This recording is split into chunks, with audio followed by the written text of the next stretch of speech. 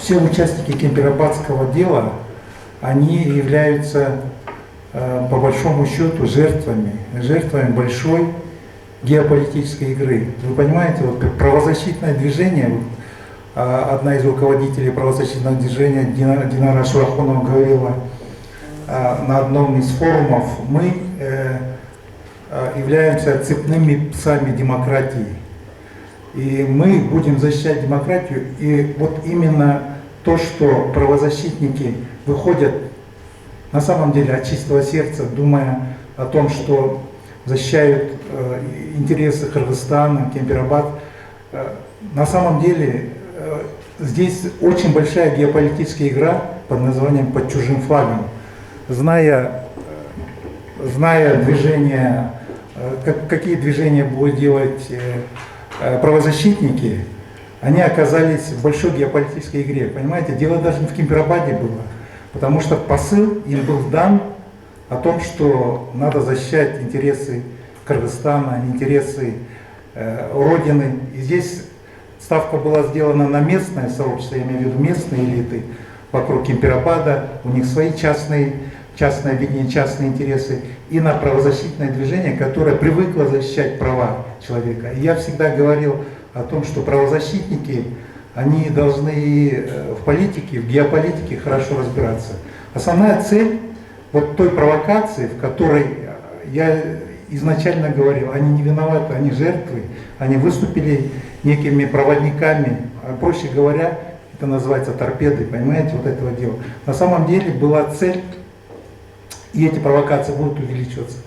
Цель строительства железной дороги из Китая через Кыргызстан, Узбекистан, выходом на Европу. Это не устраивает геополитических игроков. Поэтому вот такого формата конфликты, которые сейчас происходят, они будут увеличиваться. Афганская ситуация будет обостряться. И поэтому я хочу что сказать. Я изначально говорил и придерживаюсь этой позиции, что наши узники, я имею в виду те правозащитники, которые сидят уже в возрасте, вот Сасыкбаева на самом деле сейчас болеет, и другие, они не могли фактически покушаться на власть, и это, знаете, абсурдно, что они могли бы сделать какой-то госпереворот и так далее.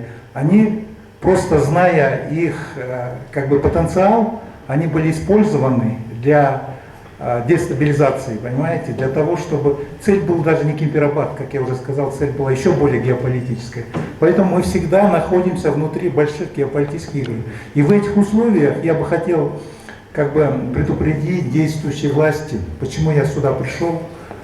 Дело в том, что теперь действующая власть в Кыргызстане может оказаться внутри очень большой геополитической игры. То, что сейчас происходит в Грузии, это не случайный процесс, понимаете, это проектируемый процесс.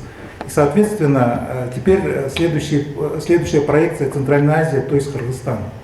Поэтому мы должны осознавать эти процессы. И вот почему действующей власти нельзя волевым усилием, было правильно сказано, собирали президентов, которые, понимаете, имеют тяжкие преступления политического характера, Баки, все это. Почему нельзя волевым усилием хотя бы наших правозащитников выпустить под домашний арест? Ладно, пусть следствие идет, пусть засекречено, может быть фактура есть, да, но мы не знаем, уже 5 месяцев тянется, но через 5 месяцев, понимаете, протестный электорат будет расти, и внешние игроки тоже после грузинских событий здесь будет это обостряться.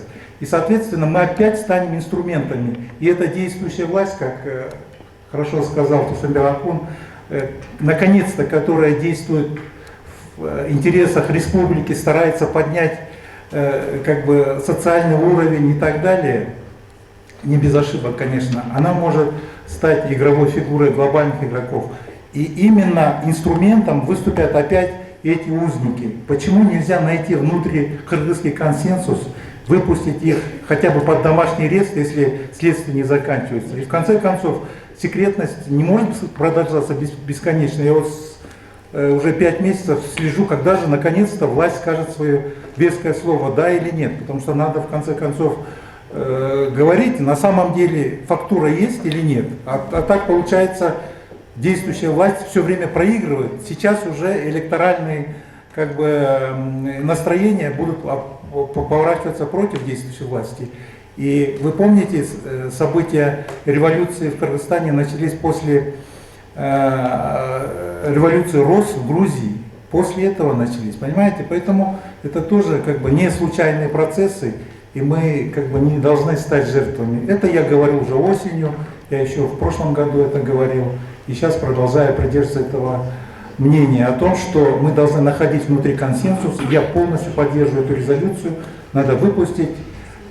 Если не могут как бы до конца сказать, оправдать или, скажем, фактура, если есть, сказать, что есть тяжкие это как бы статьи преступлений, тогда хотя бы под домашний арест. Нельзя держать в камере СИЗО людей, которые потом болеют очень тяжело, родственники страдают. И в конце концов, как бы мы должны внутри Кыргызстана сами разбираться, а не стать игрушкой, игровой фигурой глобальных схем. Мы сейчас накануне дестабилизации. Я это предупреждаю, потому что вот Турсунбек он хорошо сказал, это то же самое было раньше. Да, И, он четко сказал, что 5 октября будет Башаламан Голод. Да, был в Белый дом. Я опять предупреждаю, понимаете? Это не от того, что Гёзачых или еще какой-нибудь Ванга или еще что-то. Это процессы, это естественные эти политические процессы. Спасибо.